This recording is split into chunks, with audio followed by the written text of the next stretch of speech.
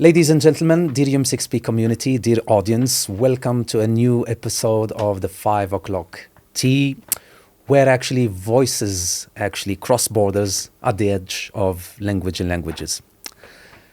Today's special episode, in collaboration with l'Académie du Royaume du Maroc and Mourout Heritage Center at UM6P, we are receiving someone who is very unique, someone who has marked the world of African literature, someone who wrote about very interesting subjects: diaspora, immigration, hybridity, and identity.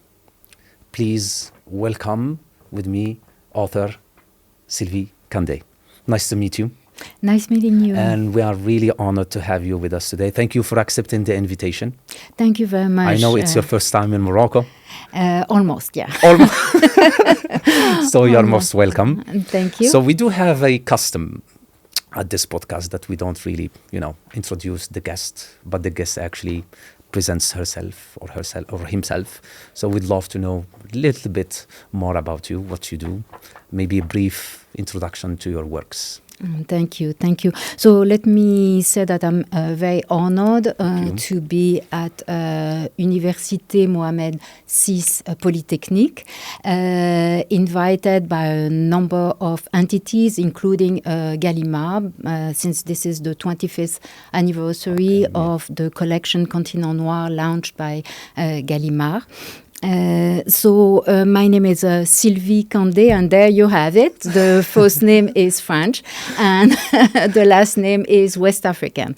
Okay. So not to fall into the biographical illusion, but I think this is important to know that part of my story. I was born in France. At the time when the colonial empire was dismantled. And my mother is French. My father was from Senegal. Okay. And I currently live in New York, where I write and teach. Okay. So again, nice to meet you. So I know that you as you said, you were born in France. You have actually roots in Senegal, and now you live in the United States. So this takes me directly maybe to going deep into our conversation.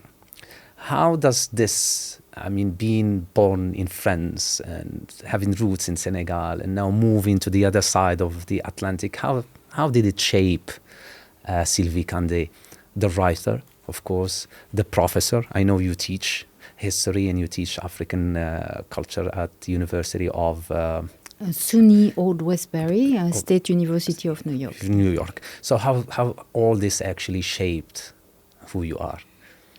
Well, this is obviously a complex question, and I'm possibly not the best person to answer it, but I will try. My condition has a name in French, which is métis. And this is a term that I have worked on and eventually disconstruct and discarded as my understanding of the notion of race evolved.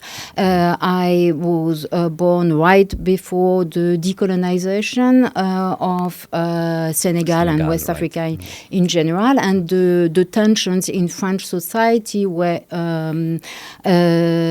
extreme.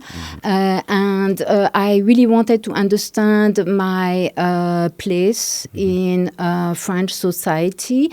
And my father told my brother and myself, be proud of being Africans, because we too have an history.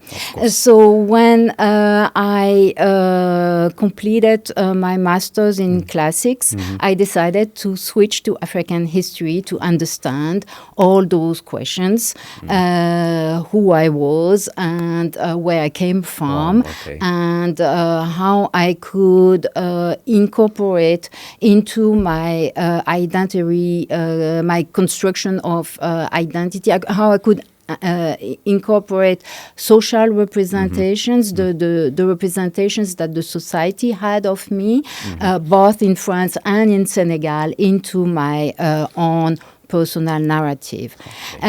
So out of that, I wrote my first collection, Lagon Lagune, Tableau de Mémoire, in which I explore under the form of vignette, I could say, a variety of experiences dealing with the in-betweenness of my condition, until my reflection was advanced enough that I drew the logical conclusion of my conviction that there is no such thing as races. Race was invented, of course, with for the purpose of the subjugation of Africans, in particular during slave trade and later on during colonization, and that if there are no races, so no pure entities with physical markers, they cannot be a mixing of those pure entities. So that doesn't mean that I am colorblind or I promote color blindness, but I want to my engagement is against racism. If races do not exist, racism does and kills. So my engagement is against racism without going through the notion of race. And my engagement is also for a particular utopia, which would be to unlearn what we have learned through those experiences to unlearn to see race. But this is a very, very long process. And it's a long conversation as well. And it's a long conversation as well. Yeah, you spoke about something actually caught me during, while you were talking about this, something actually caught me is you mentioned African pride, and I want to actually, reflect on this. We Africans, I believe that now, especially the youth, are more and more proud of whatever is African. And I can say from my own experience as a Moroccan, as African, I see that the young generation, and this young generation actually kind of goes back now to whatever is African, let's say in terms of, attire, for example, and dressing. In your opinion, where does this come from? Is it a determined, let's say, state of things, or is it something again constructed, or this is how things actually should have been? Yeah, it's once again, this I just have my experience to talk about, and I cannot, give lessons to anyone about the way they understand their identity. I think it was important for my father to state what he said, and in fact, that the development of my career as a professor came from this particular sentence. It was also important in the context where I lived. Now, after reflecting on this issue, I felt that the question of pride has a counterpart, which is shame, and because I have not been ashamed of being who I was. There's really no. It's kind of and this is really interesting because it's a kind of embracing who you are. At one point during, of course, your let's say your existence.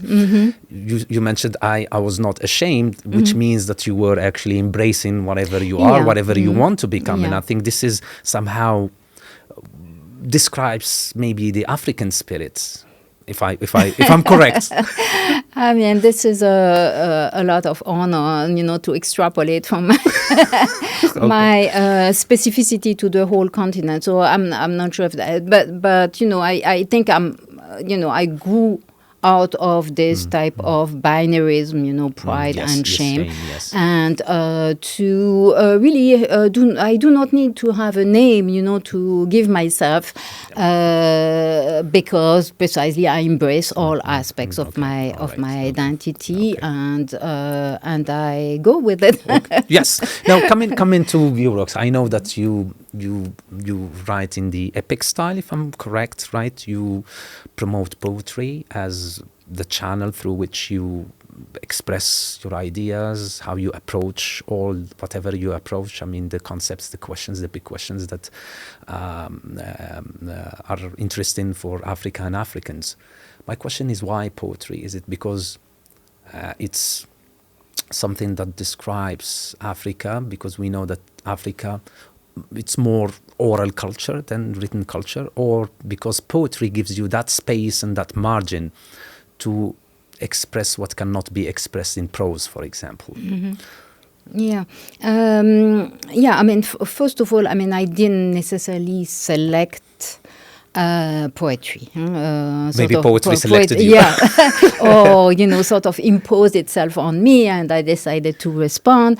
I think this is a genre that is particularly appropriated to what I wanted to discuss, which is a series of fairly intimate and personal experiences that sometimes do not have necessarily academic recognition. That was the case for my first collection around métissage, and the type of poetry that I write varies greatly depending on the topic. So the second collection that you alluded to is an epic, and here again I intended to write prose. I intended to write a piece about migrants, and in particular African migrants who come to Europe by boats. And when I started writing a few fragments on the papers, all of a sudden this preliminary text had such a breadth, such a magnitude that I said, I'm writing an epic. And of course that was a bit frightening because epic, the genre of epic has an history, and this history is national. We can actually, trace it back to Homer, and maybe even before Homer. I think the epic style is very old as a style, and it's a bit frightening sometimes too. I mean, maybe this type of epic is less frightening than the kind of nationalist epic that thinking of Chanson de Roland, that sort of prepare, kind of or accompany. Glissant said it, the defeat that will create a community, and that was this is not what I wanted to do, and I had to sort of bend the code, bend the genre in order to again kind of negotiation with the genre itself, exactly, to fit my purpose, and my purpose was really to. And this is what is miraculous. This is that by writing an epic, the form itself really lent itself to my purpose, which was to show that migrants are the heroes of our humanity. Okay, but why? I mean, this is maybe a specific question asked to Sylvie Kandé, the author, the writer. Why choosing actually subjects of migration and diaspora and hybridity and moving between the spaces and living in the in-between, etc. I mean, why choosing those subjects? Is it a necessity for let's say African selves or the African readers, or was the choice, the purpose behind the choice, something totally different? Well, I mean, it was a necessity, because otherwise it wouldn't exist. But a necessity for myself, of course. And then I proposed it to the readership,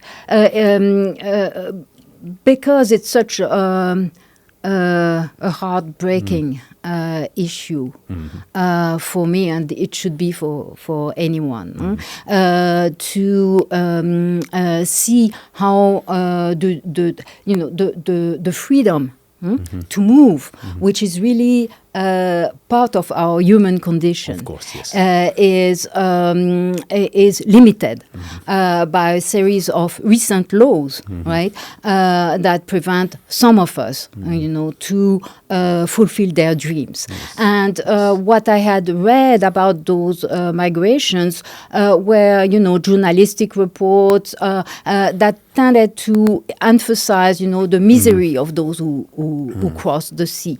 And I wanted, based on what I knew about, African communities, I wanted to show that it was not just an economic purpose that was at the root of those migrations. It was also a willingness to give back to the community a sense of one's pride, to sort of overcome one's limits, and really to face the hardest obstacles in order to sort of increase the names, as it is often said, in African languages, Wolof, for instance. So this willingness of increasing the self, increasing the name, was really striking to me. On the other hand, there was another motivation, which was, that once we were, at that time in the 2000s, and at that point, interestingly enough, métissage, which had been, looked down on for a long time. Long time indeed, yes. All of a sudden became aestheticized, everything that was métis was beautiful. Yes, it was beautiful. However, it sort of erased, the cause of this métissage, which is the migration. Yes. And I think movement is part of the African DNA, if I may say so. I mean, African is, if we say that Africa is the cradle of humanity, I think Africans moved, around the world, for centuries and centuries. So that's part of their DNA. This brings me back to what you said, that it's not just for political reasons, but it's also comes from the human itself. Yeah. It's really part of the human condition, the liberty to move from one place to another, and to pursue in pursuit of one's dreams, right? The migrants can bring with them a particular ethics and a particular aesthetics that is of benefit to those who welcome them. To the host country. All right. It's good. I want to actually come to your works. So probably just if we can show. So here we have Lagoon, okay, and this is actually La quête infinie de l'autre rive, and this one is Gestuelle. I would love to learn more, and maybe for also the audience, if we can learn more about La quête infinie de l'autre rive, because I believe this is your central work, if I say so. No, maybe not. That's a judgment for a reader, maybe. But of course, how does this work relate to Africa and the African continent and African identity? How did you portray all this in this work? How did you actually approach the question of identity, the question of migration, diaspora? Why the sea? It's also, I think, a symbolic, has a symbolic, let's say, maybe meaning that perhaps you can elaborate on. So I was doing some research about. I was doing research about medieval Mali, the Empire of Mali, Okay. in the Middle Ages, for another essay that I wrote. And as I was reading, around the topic, I found this extraordinary text report on an interview, if I may say, that Mansa Mousa, the emperor of Mali, had with the governor in Cairo as he was returning from his pilgrimage to Mecca. Yes. And when he was in Cairo, he was interviewed about everything that happened in Mali, how Islam was, Islam was practiced in Mali, and how he came to power. And so he would have said, well, my predecessor refused to believe that there was nothing beyond the horizon. So he launched a first set of expeditions. Only one boat came back and said that, in the middle of the sea, there was this big river in which all the flotilla went and disappeared. And Abu Bakr II, so the predecessor of Mansa Mousa, said, okay, then let's prepare more boats and more food and water, and I will lead you towards the horizon. So we do not know. There's only one report. Or one account. One account. And it is, as historians used to do, it is repeated and repeated by other historians and embellished. But this is just one document. So for historians, it's not a proof. Although, historians just like Jean de Vise, for instance, said that it was very possible that those expeditions took place. But it's not enough for historical study. But for a poet, this is fantastic not to have archive, because then you can draw from what you have. And this is maybe the role, sorry to interrupt, this is the role actually of the author, is to actually, break those, those limits that probably actually history actually draws, is to go beyond whether it's true or not, and to kind of rewrite a new history, perhaps. And this is maybe the power that an author or the power that literature has, I believe. Well, this is what I attempted to do. I'm not sure if I succeeded, but that's what I did. With the lack, the scarcity of archive was actually a wealth. For me, it inspired me, and I wanted to know everything. How to build a boat. In the Middle Ages, who went into the bark, and all of a sudden, I found in my pirogues, in my box, I found women. And I wanted to talk about them, and I wanted them to be independent and to be, to be disrespectful. And so I wrote a first canto.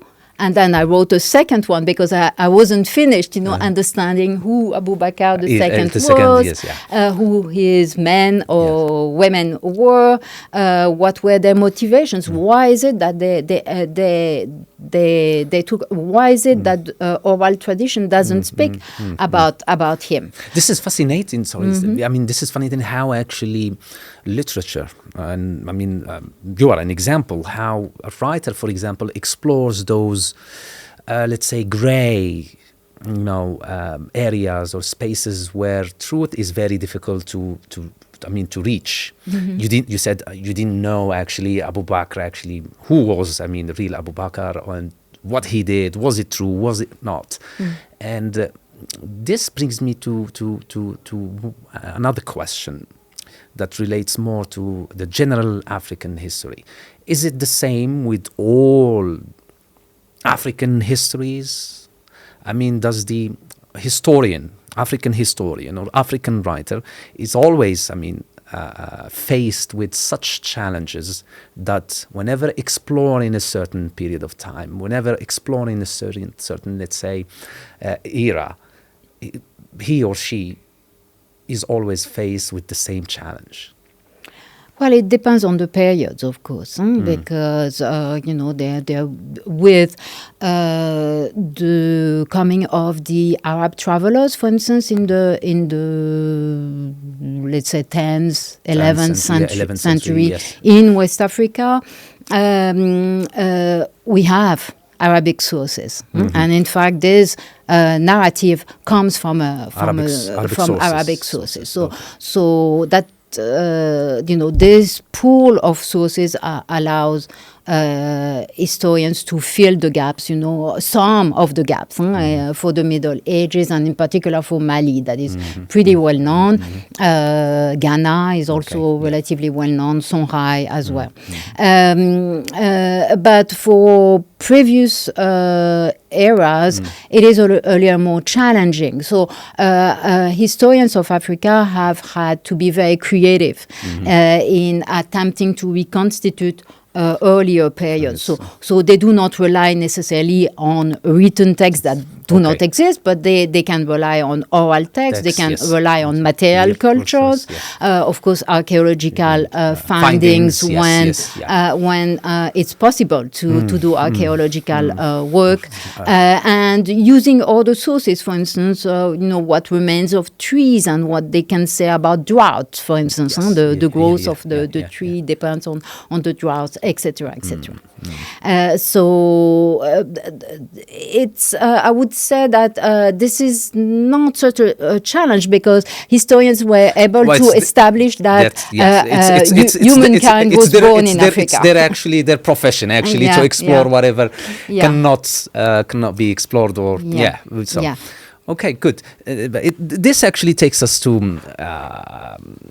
the notion of time in your work. I personally, I think that for us Africans, time for us is not linear.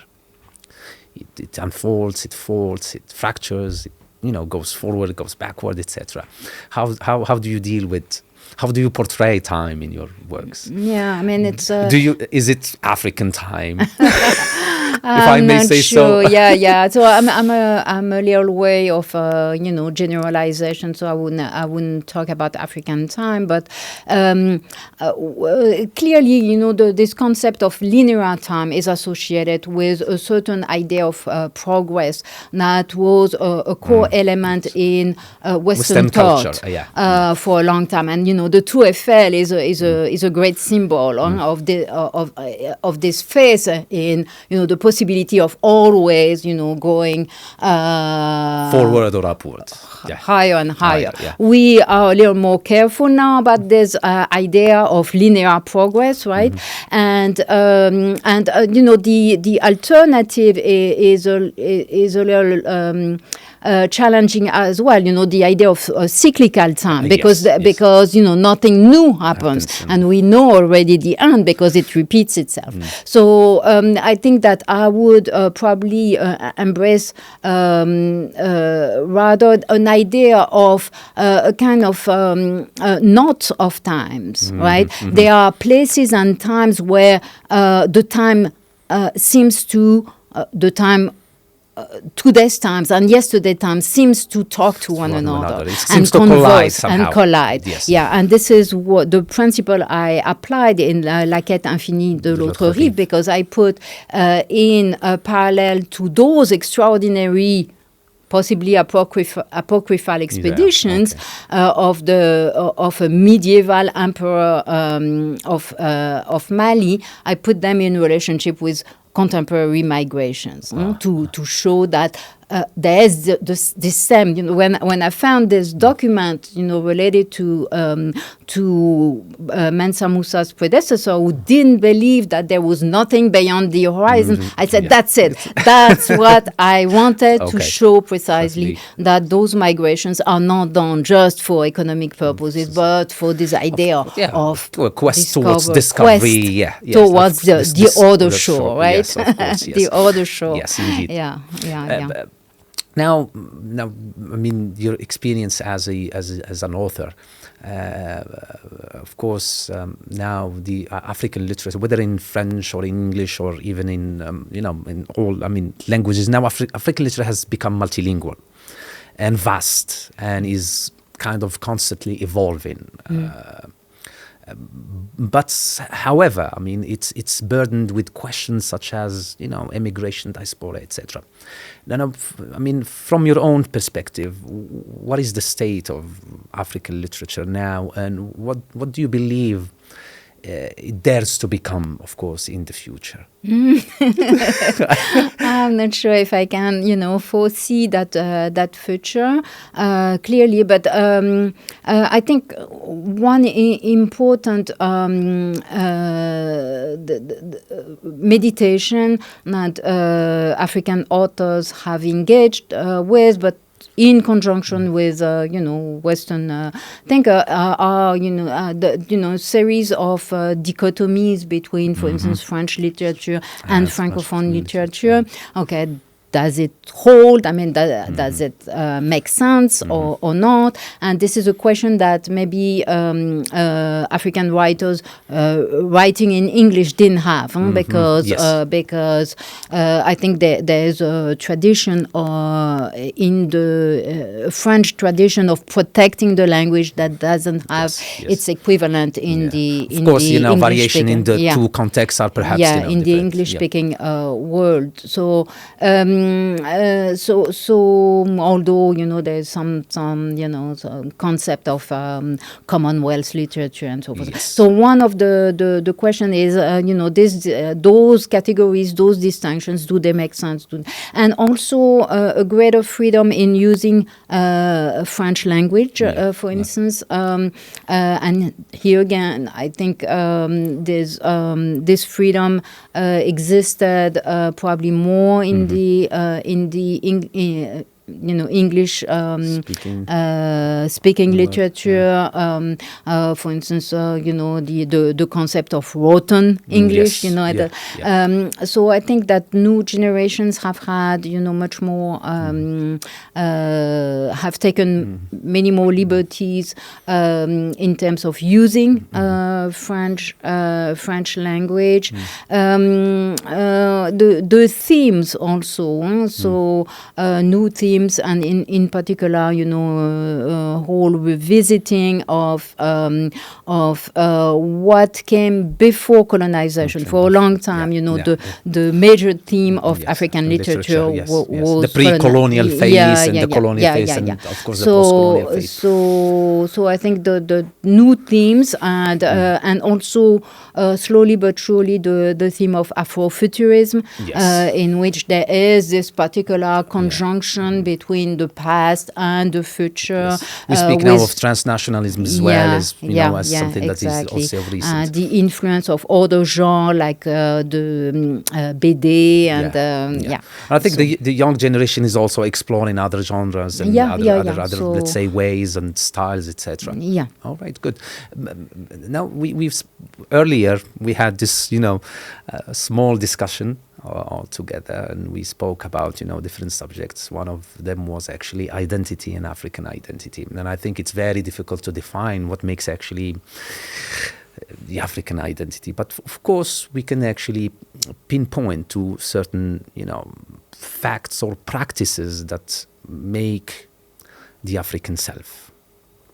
Did you try to kind of explore those, let's say, those areas that actually you can say, okay, this is what makes an African? Oh no, I wouldn't be so bold as trying to pinpoint what is African. I mean, there are a number of great philosophers who have done so with a variety of responses. I'm thinking of Nkrumah, for instance, who really insisted on the fact that there was a kind of African substrate, African layer or bases, and to which needed to be add the Muslim heritage, the Christian heritage, and that all that together constituted the African personality, right? So this is one answer among many others. I think that there are probably two. In my opinion, there are two phases, and those should not be put on a linear line. There is a phase in which, there's a need for rehabilitation. This is what the Negritude Movement did, rehabilitation for African values. And here we speak of Aimé Césaire, Senghor, Damas, and many other who drew inspiration from them. So there's in a context of absence of knowledge or just rejection because of historical moments and so forth and so on. So I think this phase is important. But then there's another one, and once again, it doesn't have to be chronologically aligned. There's another phase which is to claim the right to banality. This is very interesting. I do not have to, wear my African personality wherever as Fanon said, wherever I any room I enter many, right? And I think that that there is also room for claiming that I can be just myself. Well, this is to some extent we mentioned Dumbuzo Marechera earlier, and this is I would say somehow how he did it. And I remember reading. I don't remember the title, sorry, but I remember this quote. He said, "I'm tired of saying black is beautiful. I mean, I need to say things differently." Yeah, absolutely. And I think this is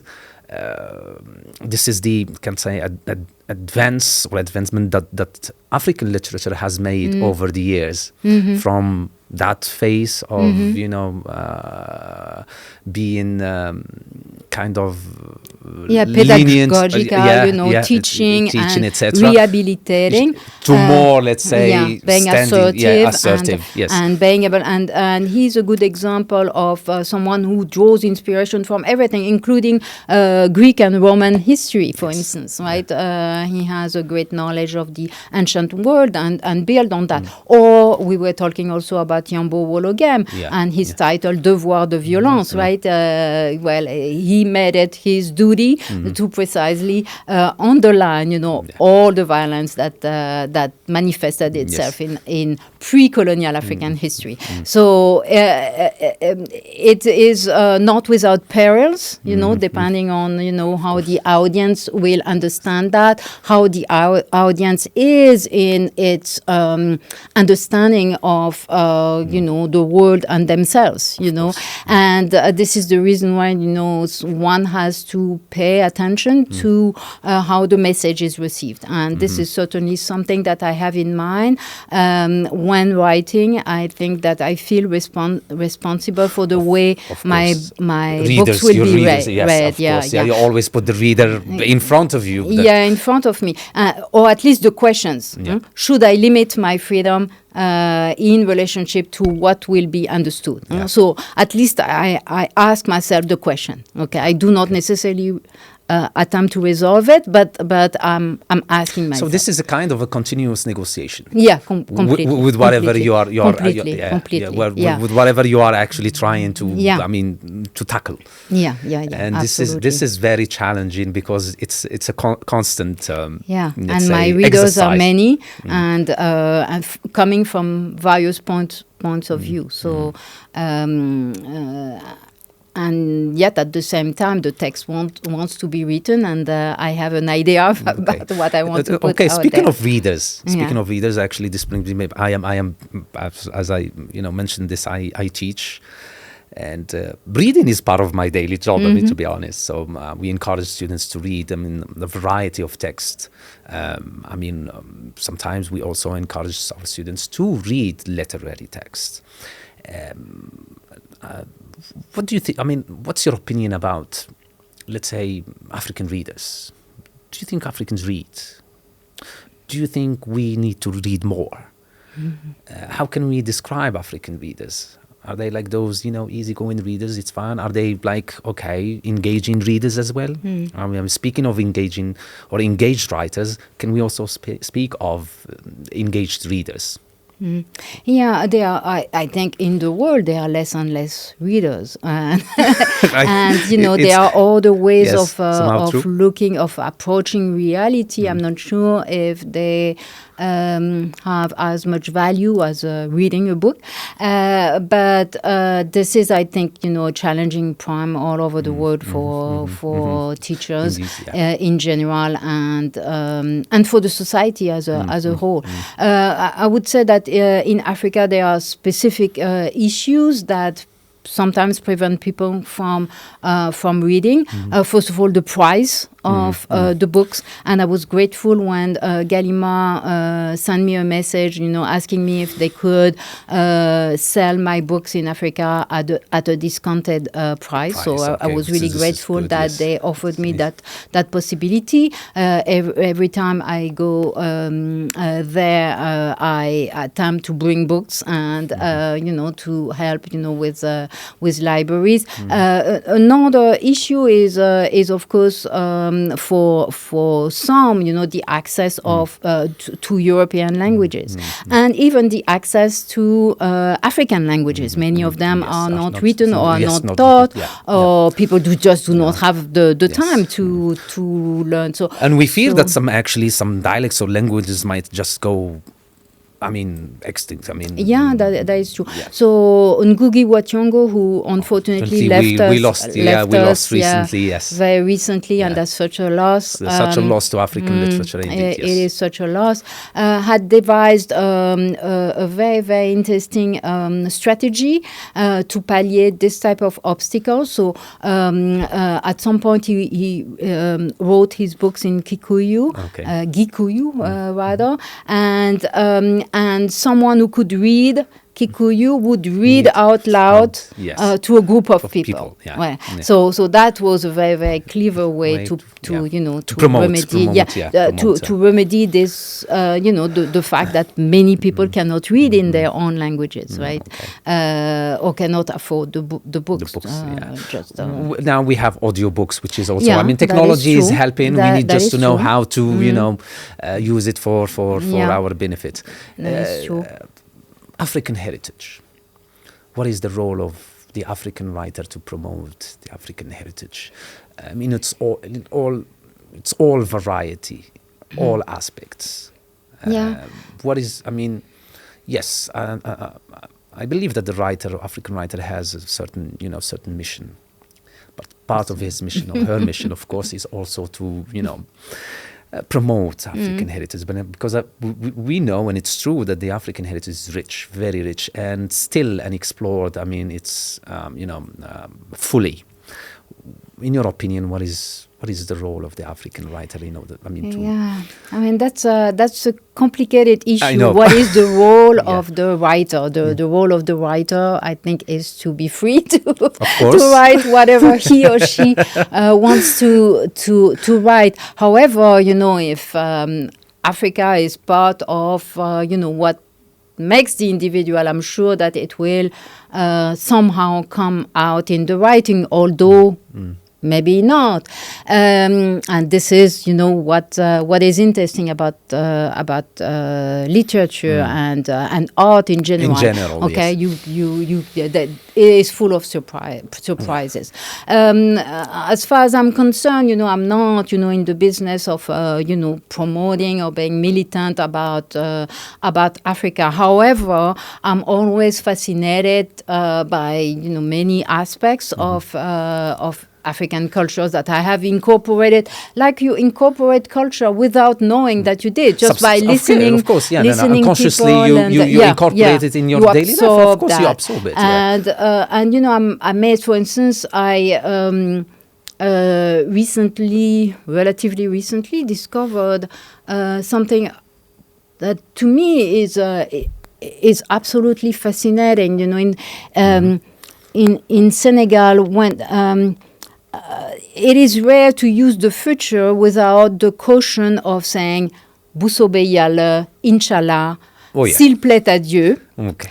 And, that really intrigued me. And I realized that beyond that, there is a whole philosophy that says, everything is contingent. Yeah. Don't be daring to the point of expressing a future you cannot control. As you said earlier, you have to be very cautious with the future. Yeah, and to express an action that you cannot control. So you need this caution, this caution of the formula. And this is very interesting that in any language, it is part of the sentence. And I don't want to generalize, but, But this is really interesting because this opens up also the possibility of possible futures.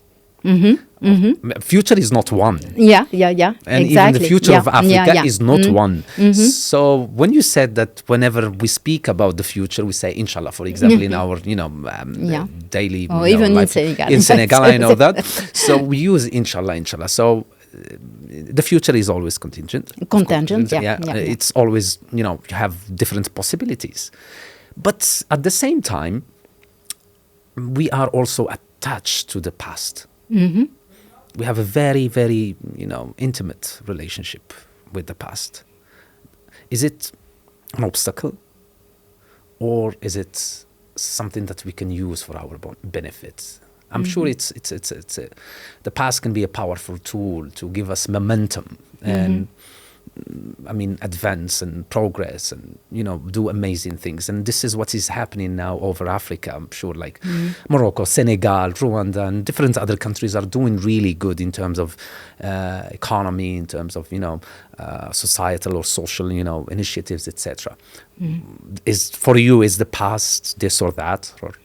Yeah, I think this is very important, and it's part of my own quest, not to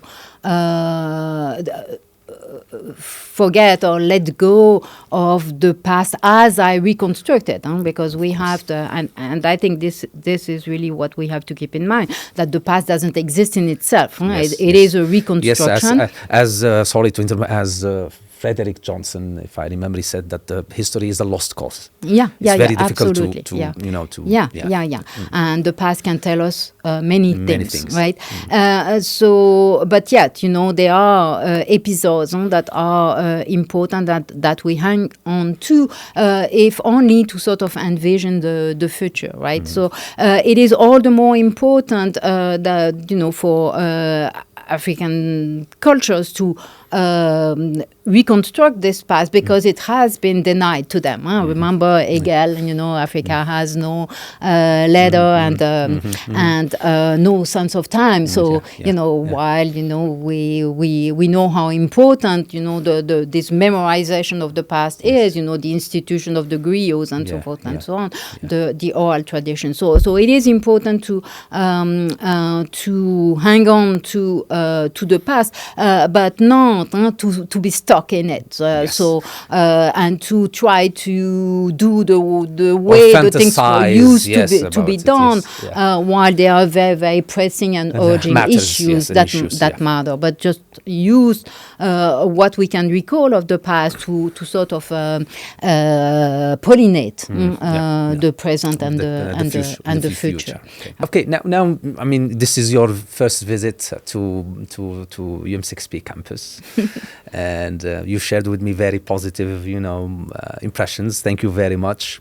As I said, mainly here it's science and technology, but we do encourage students to, explore, whatever is creative, whether painting and writing, etc. And we do have actually very brilliant students who have actually produced some pieces of, let's say, literature, whether short stories, poetry, drama, BD, as you said, etc., and which is really good and which is really, good to see. Piece of advice as a writer, as a teacher, as an author. What can you say to this young generation? To our students who actually are Moroccans and also coming from different countries from our beloved country, what can actually Sylvie Kandé give to them? First of all, congratulations for the work that they have done, and their engagement with not only science but art and literature. And I think there's sort of resistance against against the fragmentation and the borders between science, disciplines, is very, very encouraging. So although I'm a professor, I don't like to I don't like lessons, and I think I'm not the best to do that. So I'm always cautious. But first of all, to dare to write or to paint or to dare to share it with the world, right? Because very often, some of us are over proud about their accomplishments, but many of us are too shy, and in particular women sometimes, right? And we do not know, that we do works of beauty, and we need to also, show that potential, because sometimes you have that potential, but you haven't tried yet to see whether you have it or you don't. So I believe and it's always good to try. This is not, it's there or it's not there. There is a question of work too, right? A talent has to be nurtured, and this is by writing that you learn how to write, and that you do good writing. So I think sort of overcoming the kind of modest attitude, in which you deprive the world of a work of beauty that people may actually enjoy, and that they could use to create themselves, right?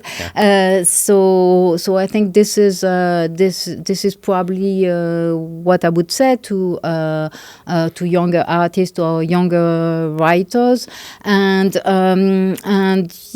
to go from showing your work to a group of friends to making it public. I think this is a terrifying step, I must say. but manageable. But manageable and important, and needed. So this brings us to the end of this episode. Really, really pleased to have you during this podcast. Thank you very much. Thank you. That was an honor. An honor. Really was instructive, informative. Thank you again for accepting the invitation. Thank you. It was rich, and we do hope that you visit once again. Thank you. Probably soon. And thank you very much. Thank you very much. Ladies and gentlemen, dear UM6P community, thank you very much for watching. We promise more exciting episode. Stay tuned.